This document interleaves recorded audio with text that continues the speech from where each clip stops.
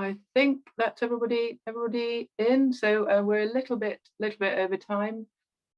So we'll get started. Hello and welcome everybody. Very pleased and happy to welcome you all here to our conference, the second day of our conference. Just to introduce myself, I'm Dr. Helen Lawson, TASER's Research Programs Manager, and I'll be chairing today's session. Thank you all again for joining us today to learn more about randomized controlled trials in education. And I'm very pleased to introduce our speaker today, which is Dr. Ben Stiles, Head of Education Trials Unit at the National Foundation for Educational Research. Before we kick off, I've just got the usual housekeeping points to run through.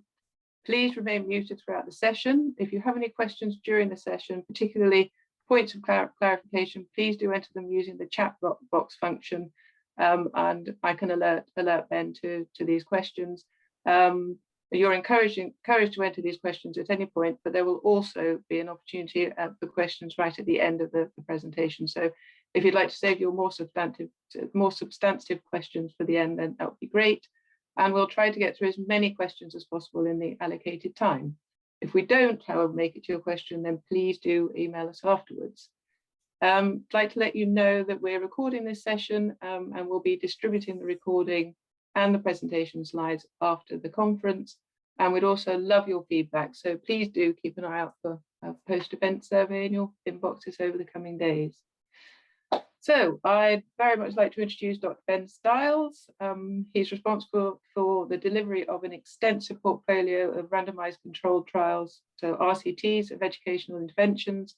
He advises the Education Endowment Foundation on matters concerning the analysis of education RCTs, and in response to the disruption to education caused by the pandemic, he's also turned his attention to measuring attainment gaps and how to close them. So without further ado, I give you Dr. Ben Stiles. Thank you very much, Helen. So I was invited to speak to you today about whether we could learn anything from randomized trials in schools when evaluating aspects of higher education. So I sort of put the subtitle together there: Can evaluation of activities pre-entry and post-entry to HE build on what we know from trials in schools? So yeah, just a little bit about me and my team first, so that you get some context to what I'm going to talk about. We mainly run randomized controlled trials in English schools. We do a little bit of work internationally, but it's mainly English schools, and the funding for our work is mainly from the Education Endowment Foundation, the Nuffield Foundation, and the Department for Education. The Education Endowment Foundation, for those of you who don't know, were responsible for a real step change in the use of this method of evaluation around 10 years ago now, when they initiated the delivery of over 100 randomized trials to date. So you know, we've been involved in many of those trials, and I think there's probably quite a lot to learn from that experience if we're doing trials in the higher education space. The outcomes we usually measure are attainment, but we do sometimes measure so-called non-cognitive skills, as well as testing children in reading and maths and so on. So that's a very sort of broad context to what I do. And so if I do slip up at any point when thinking about the ways in which our trials in schools might be applicable to higher education, then well, there's my excuse slide. You know, that's the sort of world in which I operate. So I'm going to talk first of all about randomized controlled trials and what they are, just in case anyone needs a refresher, and why they're an important element to evaluation. I'm then going to talk about some of the things we've learnt from 10 years of intense use of randomized trials in schools. And then I'm going to go on to speculate a little bit about what trials might be like in higher education as well. And that's hopefully going to stimulate some discussion towards the end. Okay. So when we have a program that is rolled out, often by, in my world, the Department for Education, and an evaluation is funded, it is often in that order. If you go back 10 years ago, it was almost always in this order. And so the evaluation was an afterthought, and inevitably you had to select your comparison group through some kind of a quasi-experimental design, and this led somewhat inevitably to results that were laced with caveats, because you know, when you're selecting your comparison group, you can never be absolutely certain that they are sort of similar enough to your intervention group to warrant causal conclusions.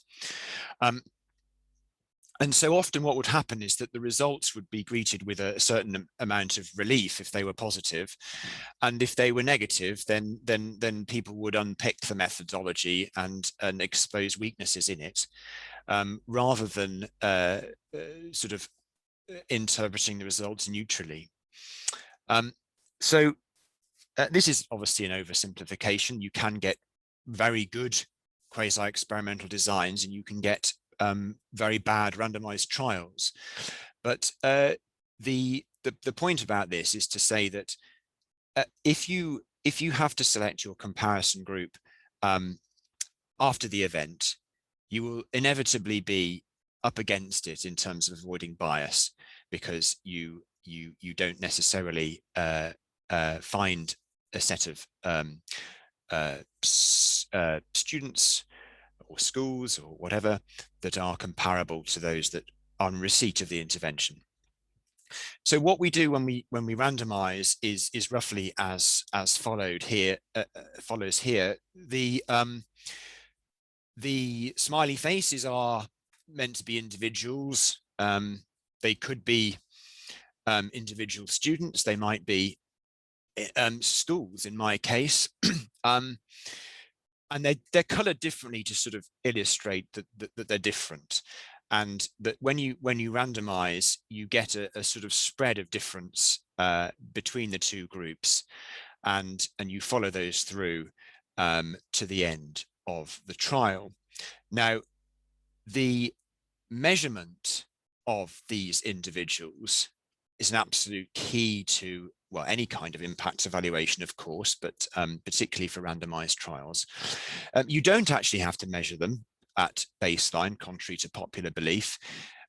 If your sample size is large enough, you can randomize, intervene, and measure at follow-up without any kind of baseline test in a randomized trial, and that's because the two groups A and B can be regarded as equivalent. But it does help to measure at that first pre-randomization stage, because you explain a lot of variability in the outcome if you do that. Hello, Ben. Hi. I'm really sorry to interrupt you, but I've just had a query that someone can't see the slides. Is anyone else? Ben is actually sharing his slides. Can I just check that? That's very fine. It's fine. You're fine. Who was the person? Okay. Yes, the person can now see the slides. Sorry. Oh, great. Okay. Apologies. That's good news. That's good news. Thank you. I'll carry on. So yeah, so we have this kind of sequence of events in a randomized trial, and so, you know, it has a certain simplicity to it, which is attractive in terms of the presentation of results and the description of what was done in terms of evaluation. And why do we do this? Well, randomization eliminates selection bias, which is the curse of any kind of impact evaluation, the likes of which I described at the beginning when you're selecting your comparison group. If you do it in any other way than randomization, then you're vulnerable to selection bias. And if done well, you can make unbiased causal conclusions that are easily interpreted by policymakers and so on. And furthermore, the results can be incorporated into future analysis of similar programs, the likes of which you will see amongst the what work centres that we have in England. There's a sort of plethora of different toolkits that sort of evolve after meta-analysis of interventions that have been analysed using randomised trials over many years. So at what sort of level do we randomise? Well, we always try and randomise at the lowest level possible, so that the sort of smallest number of individuals. So in my world, that would be school children. It might be students in a higher education setting. And the reason why we do that is because we get a much more powerful study if we randomise at the lowest level. We have to ask about contamination. So if we're randomizing some kind of classroom intervention, then it would be difficult to randomize individual children to that because the teacher is delivering it to everyone. So then we might decide to randomize classes. And then similarly, you know, if it was some kind of school level intervention, we might randomize schools. But the samples required when we randomize above the level of the individual get much larger due to the clustering effects, which I'll touch on later. So we always try and randomize at a low level. And I think it's really important not to get too hung up on contamination. So, you know, we do sometimes worry about, you know, children talking to each other in the playground about the relevant software package that they've been using. And I think it's the benefits of randomizing at a low level are very great. And so we need to get contamination into perspective. We often stratify our randomization. We sometimes do it for just cosmetic reasons. You know, it helps to have often for a research team to have two groups which are comparable on particular measures, but you don't need to do this if your sample size is adequate. The only real reason why you need to stratify your randomization is to aid delivery. So by that I mean, for example, if you've got a national trial and you have hubs of delivery centres where individuals need to travel to certain schools to deliver the intervention, then it really makes a lot of sense to stratify, so we don't have geographical clumping of the intervention developing by chance that would make delivery of the intervention very difficult to do. So we do stratify to aid delivery. Otherwise, you don't really need to do it. There are some situations where you might use minimization in your randomization, which is a form of stratification with small numbers of cases. That is sometimes also done. And then we also think about sample size in relation to these points above. When we're thinking about sample size, this isn't a statistical presentation, so I'm not going to go into a great deal of detail, but it is important to think about, you know, the effect we're expecting to see of our intervention. We want to think about the extent of correlation between our baseline measure and our follow-up measure. These are all important. And if we've got a cluster randomization, basically the correlation between the clusters in terms of this influencing our statistical power calculations, as well as often the cost of delivery. So if an intervention is a costly intervention, then we might hope it has a large effect, as opposed to a cheap intervention, which we might only expect to have a small effect. and therefore a larger sample to detect it. Cost is often overlooked in these sample size calculations, but is a very important factor. Okay, so this is a slide I've been showing for many years. It is just to illustrate that some things are easy to randomize and some are less easy to randomize. And on the left, we have, definable units like software. We can get children to sit in front of a screen and do a game that might help them with their learning, for example. Pretty easy to randomize. And on the right hand side, we have systemic changes to the education system, which are more difficult to randomize, and we shouldn't entertain the thought of randomizing them necessarily. More recently, I've got involved with and my team within evaluating the national tutoring program, which you're bound to have read about. There's an article on the national tutoring program almost every day. This is not going to be a randomized trial. The Department for Education were very keen to get the program rolled out as fast as they possibly could, and they couldn't wait for any kind of randomization. So, it's an example of something where it was considered that we couldn't delay to randomize, and so we're doing a quasi-experimental design for that evaluation. So, what have we learned from 10 years of running randomized trials in schools that might be useful when thinking about randomizing in the higher education world?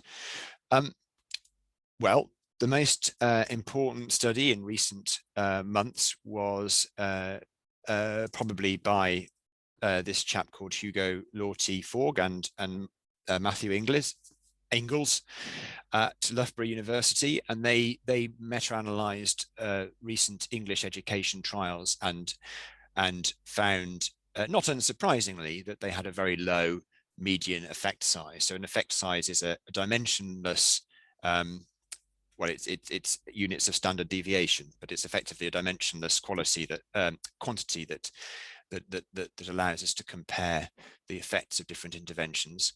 And this is pretty low. It means that a lot of trials showed null results.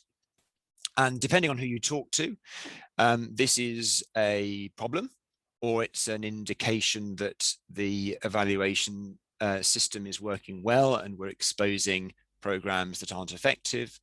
It might be that that the programs are effective and they're not being delivered very well, and there's all kinds of things underneath that figure. But at the very least, it causes us to question, how effective the interventions are that are being exposed to randomization. And one of my personal theories is that we aren't really having a proper process of scientific inquiry before we embark upon randomization, which should really happen at the very end of our evaluation process. And the colleague Professor Nancy Cartwright has written extensively about this, and I think that her views are worth incorporating when we think about the sort of evidence trajectory that might lead to randomization, and I'll say a bit more about that. So it should be the last hurdle. We should have a sound theory of change, and I think I saw on your schedule that you have a session on theories of change and logic models possibly coming up later today. I can't remember when it was. And we should really interrogate this before we embark on randomization. We should unpick it if necessary. So I was involved in a trial recently where it was large trial. The delivery of the intervention was probably over £1 million. The evaluation was £300,000 or £400,000 worth of research, and one of the outcome measures actually highlighted a single step in the causal chain within the theory of change. It was relatively cheap to measure, and it was a requisite for the study to have worked. And in actual fact, when we did the analysis, that particular outcome was demonstrated no effect. It was a null result. And the whole machinery of the rest of the trial could have been distilled down into a tiny little sort of laboratory experiment whereby that that particular step could have been tested at a fraction of the cost, and before embarking upon a very large trial. So it's really important that we think about the theory of change carefully and test it if we can, test aspects of it if we can, before we embark upon a large-scale trial, which are often very, very costly. We might do feasibility studies on intervention delivery. We might gain some, some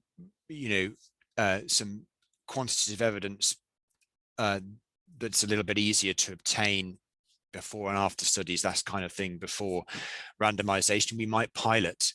We might do a small scale pilot randomized trial. I'll talk about that in a minute, in advance of randomization. And on the right, you can see, some of the situations that are that arise when we're moving to randomization too quickly.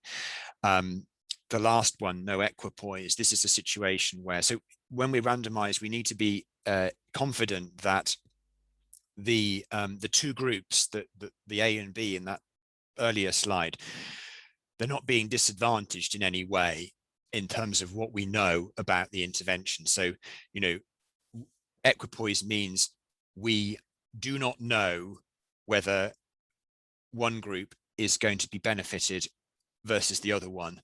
And, there are times when, if you're taking children out of lessons to intervene with them, well, they're losing, they're losing what they gain from the lessons from which they've been taking out. So, you have to be quite careful about this one, and it's important not to rush into things. Okay, so again, the qualitative input necessary to get an intervention up to scratch before it's ready for randomization, so the efficacy trial, the third box along there, is extensive. And as my colleague Carol Torgerson up in York has written about, we need a slower transition between these phases before we embark upon randomization and eventually effectiveness trials, where the implementation of the intervention is also something that we study in depth. So this is really important, and you'll see this as a thread to my presentation. Okay, so piloting. Well, we have lots of reasons to pilot that you can see down the left there. I'm going to highlight a couple of them. We can ascribe a cost to delivery, which is an important component of sample size, as well as estimating some of the other sample size parameters that we might need during a pilot. And we can often combine the results of the pilot with the main trial if we just simply carry on as we are, but increasing the sample size. That there are good reasons to pilot. I have to say we often don't pilot in education trials, but that's because the measurement is often already there and a given. So it might be a national test or a test that we know is very reliable, and so there are less often less reasons to pilot the trial. But you know, if we're doing some kind of new measurement, or we're not sure whether randomization is going to be accepted amongst the participants of the trial, you know, it's important to pilot. Measurement is an absolute key consideration before we embark on a trial. We need a valid, reliable, and responsive measure. Responsive, I mean responsive to change, that's not too closely aligned with the intervention. So by this I mean, you know, if you use a passage of reading in a trial to improve reading, and then you test the children on exactly that passage, well then, yeah, of course they're going to do better because they've seen it before. There are examples of where the measurement can be too closely aligned to the intervention, and it's important to think about that aspect, as well as making sure it's suitable for the target population. That's a particular concern for education trials in schools, because of particularly in primary school, children are learning so quickly, and if you get the test wrong, if you pitch it at the wrong level, then they can find it too difficult or too easy. We've talked about piloting. With a randomized trial, you always use raw scores rather than standardized scores in your analysis, because you don't, the randomization means that you don't need to do anything to the measure in order to analyze it effectively. And if you can, use existing measures, so existing tests, existing surveys that have been validated, because to develop new ones is very, very costly.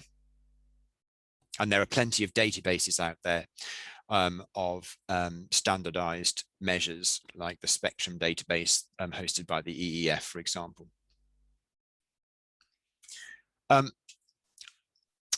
Just a quick statistical slide here. I think we've got time. Analyze how you randomize is a mantra which you should remember. So if we have a simple student randomized trial, then, and with no baseline, then we can just run a t-test, which is what you might remember from your statistics. But it's usually more complicated than that. We've usually got a baseline covariate, which means we should run a regression or ANCOVA model.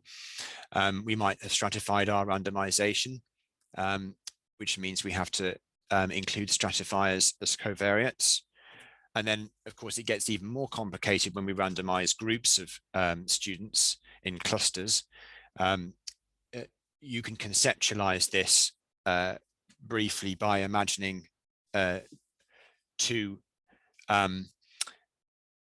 cluster with a very small, a trial with a very small number of clusters, as to why it's important to analyze it differently.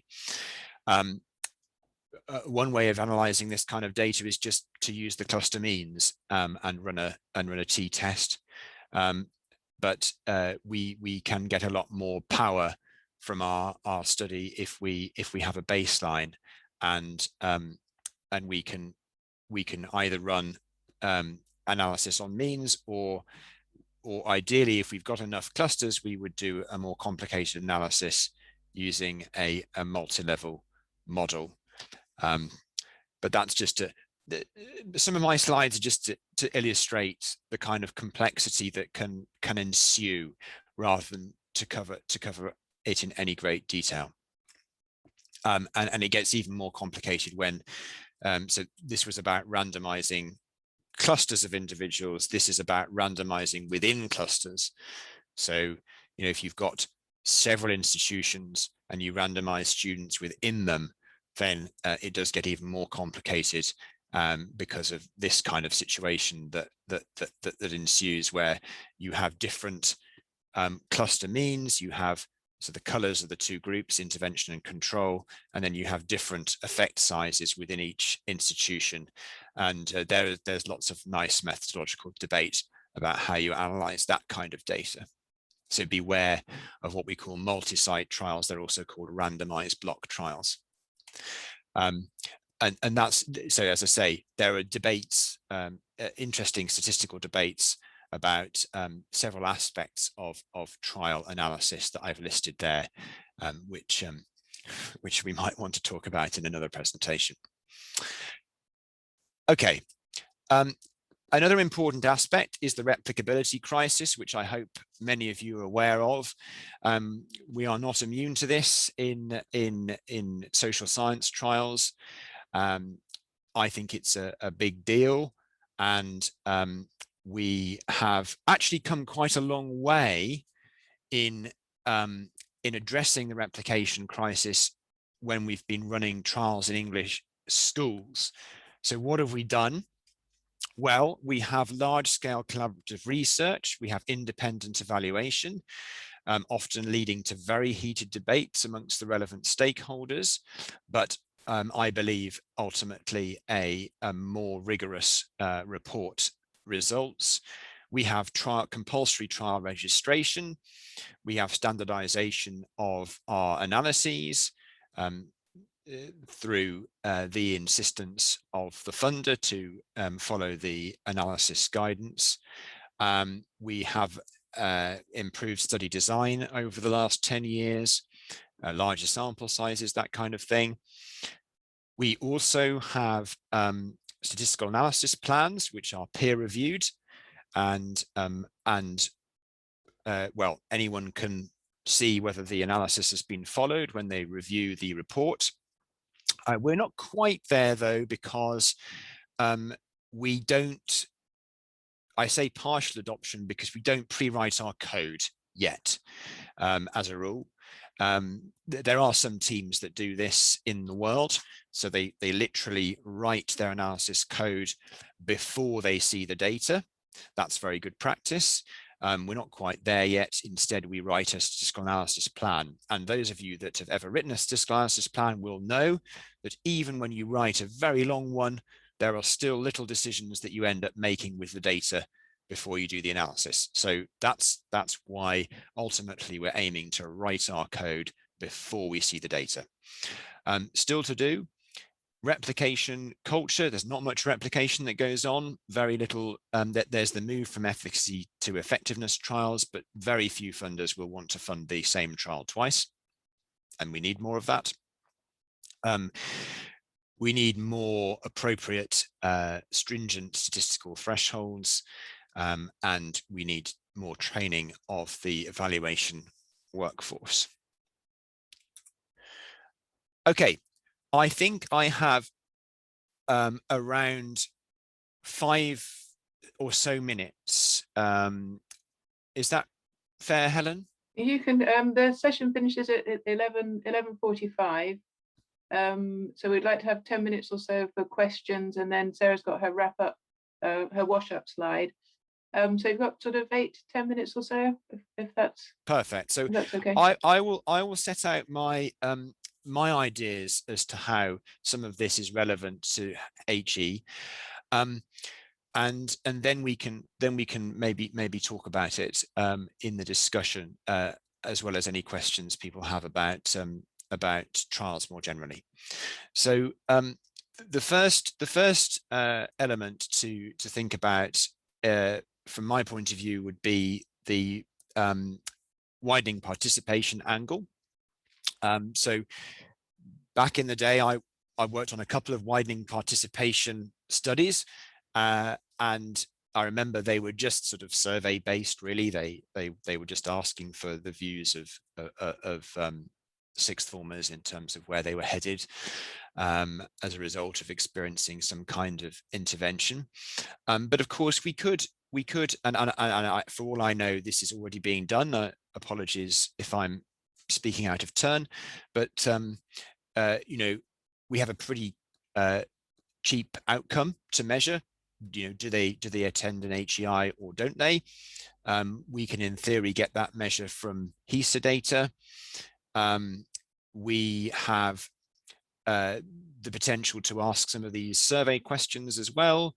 in the form of questionnaires to sort of unpick or follow the theory of change in a little bit of detail in terms of what's motivating these students and so on. And the other ideas I thought were, I mean, the limited experience I've had of widening participation activities, they're never pretty extensive, they're limited. And so, how do you decide who gets them? Well, one way to do that is to randomize, because then you can get good data out of the impact of the relevant activity. So, why allocate them geographically if you can also randomize and get some useful impact data from it.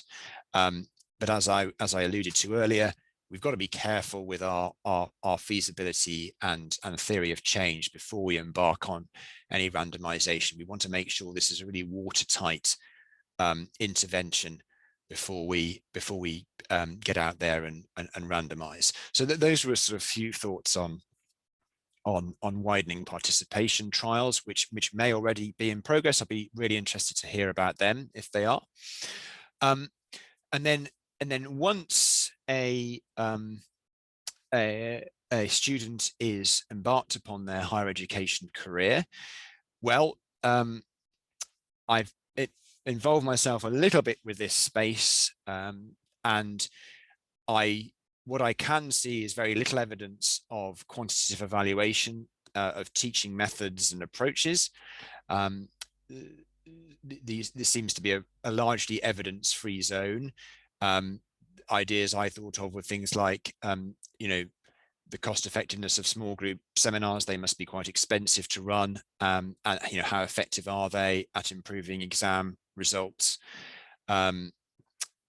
Online versus in-person lectures has got to be very current.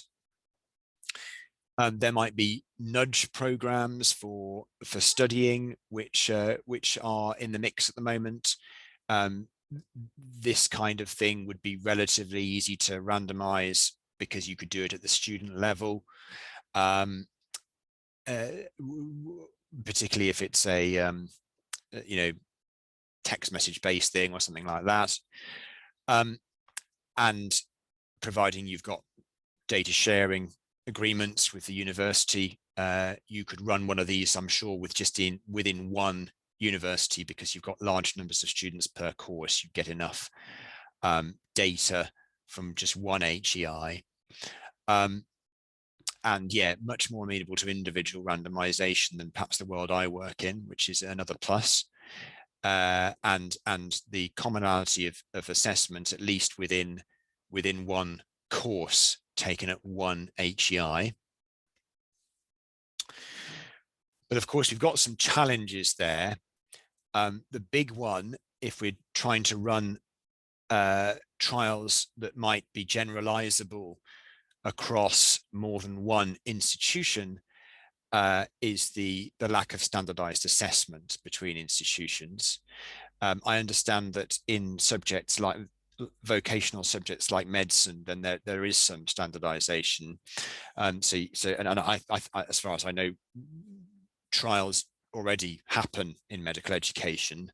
But once we move away from those vocational courses, then I think it probably gets a little bit harder, because we don't even get common items or common papers between HEIs for these subjects that aren't standardized. So that becomes a little bit of a challenge if we're trying to evaluate interventions across HEIs. And of course, the concern is improving access and experience for disadvantaged students, and the sample size for disadvantaged students per course, per subject, may be a challenge, I'm guessing. And so to get a decent trial in terms of a well-powered trial out of an HEI with a small course with few disadvantaged students on it could certainly be a challenge. We might be talking about running several trials across different HEIs and then maybe meta-analyzing the data or something like that, perhaps. And then, of course, there will be various approvals which have to go through, and I worry about the incentivization of the relevant stakeholders here in terms of the course leaders being willing to subject their aspects of their course to rigorous evaluation.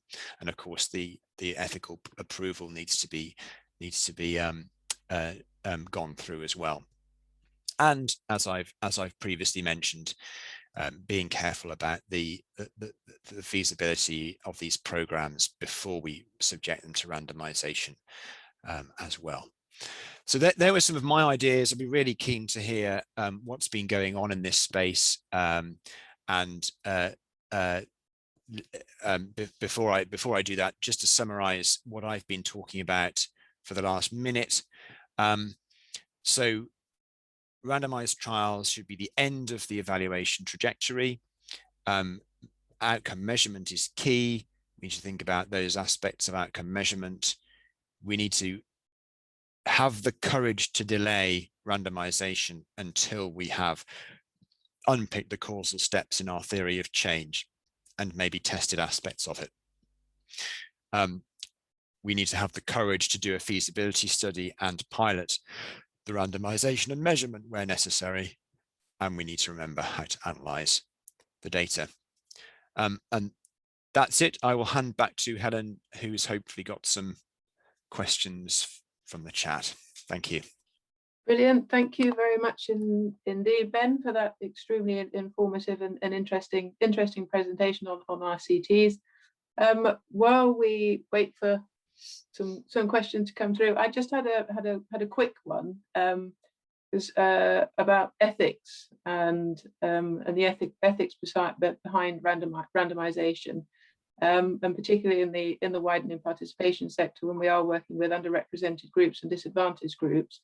Some of the challenges are about, how ethical is it to work in that way, and to randomize these particular groups. And I just wondered if you had anything that you would like to say on that point. Yeah, I mean, that question is relevant to pretty much any trial, really. But I think that I always think of that particular question in terms of at sort of two different levels, really. There's the sort of empirical level of, well, if I'm only delivering this program, well, first of all, I start in a position whereby I don't actually know whether it works in terms of actually getting more students into HEIs. You have to start from that position, otherwise you wouldn't be doing the evaluation. And then you think from a sort of empirical perspective, if I am randomizing these students to something I don't know whether it works, well, then by definition that's fine. If I have a limited resource to spend on these on widening participation, well, kind of empirically, it's no different to some students in a particular geographical area experiencing that program just because they happen to live there, versus randomizing it. So that's the sort of empirical point of view, but of course there's all of the stakeholders that then might get upset by it, and that's where we have to really engage with the stakeholders and explain, why it is we want to randomize this program, and how important it is to get rigorous evidence out of it, to bring them with you. I mean, I should note that before the latest swathe of randomized trials in English schools, this concern was absolutely there. People thought that schools wouldn't sign up to them, but they did, in their thousands. So it is a matter of communication, I think, more than anything else. Yes. Okay. Thank you. We have a question here. But while we do have a lot of administrative data, which we can use as outcomes in HE, we do also use survey outcomes quite routinely. So do you have any advice on how to ensure good coverage of survey data collection? Okay. So if the survey is going to form the primary outcome of the trial, then I would thoroughly recommend the baseline to be carried out before randomization, and it be a prerequisite for randomization. So what you can then do is when you're embarking upon your trial, you can literally delay. Obviously, there can be practical implications, but you can delay your randomization until you've received enough survey responses at baseline to get you the statistical power that you need. And those individuals are far more likely to then respond to follow-up if they've completed the survey at baseline than if they hadn't.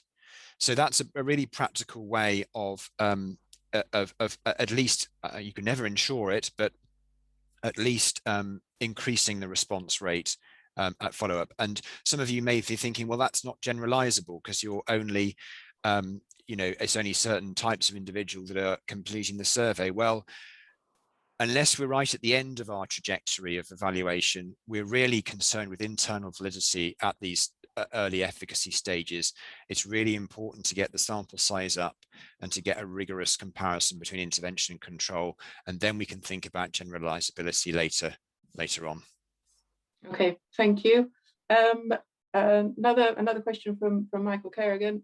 He says, I know that the answer to this question is it depends, but from your experience, is there a rule of thumb regarding a minimum sample size? In practice, an RCT might be a whole population, but this might still be insufficient in terms of N. Right, yeah, okay, so there's two questions there, aren't there, really? The first one is, well, look, if you go back to this very simple scenario where you've got, pupil randomized, you're just doing a t-test, the sums tend to be to coalesce on samples of around 400 children in that sort of situation, but they're so rare that there will almost always be some other factors to consider. So there's no substitute really for actually doing the sums and working this out.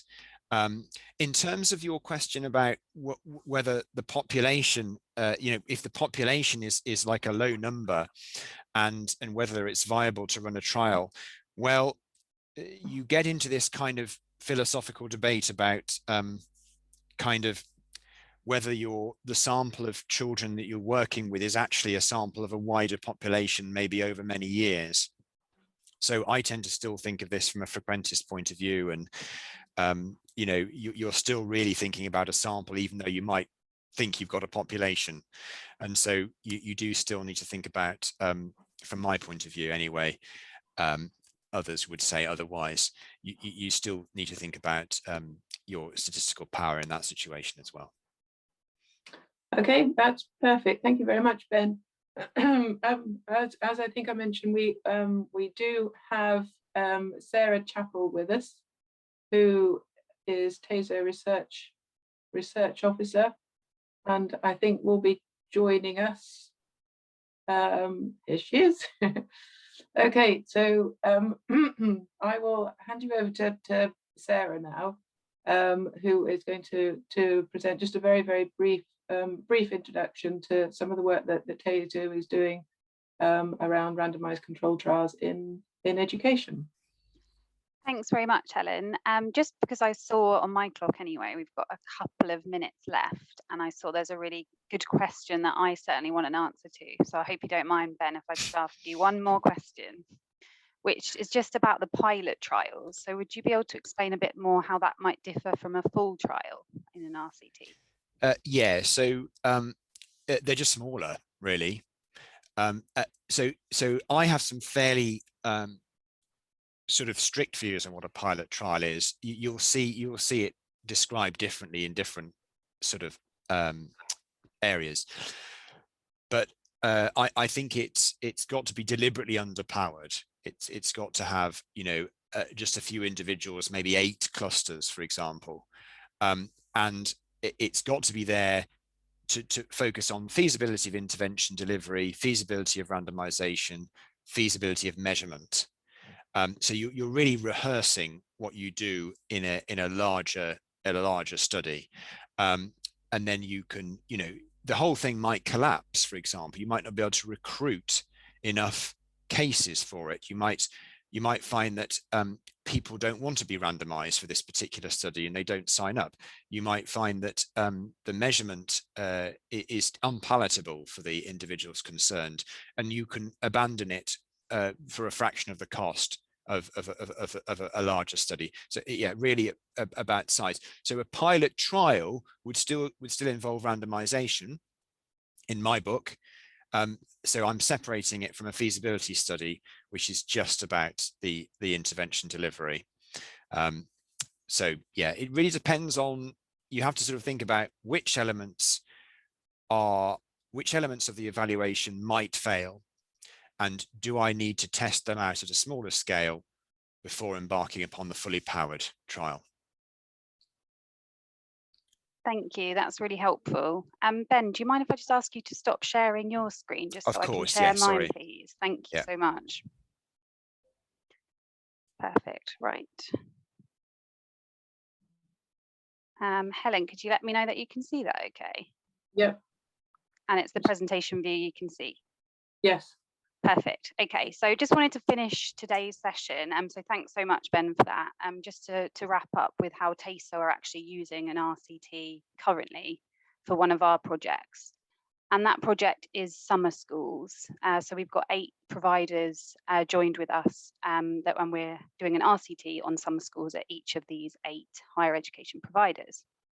So the reason we're doing this is because of the current evidence. So this follows on really nicely from my colleague Eliza's presentation this morning that she did on correlation versus causation.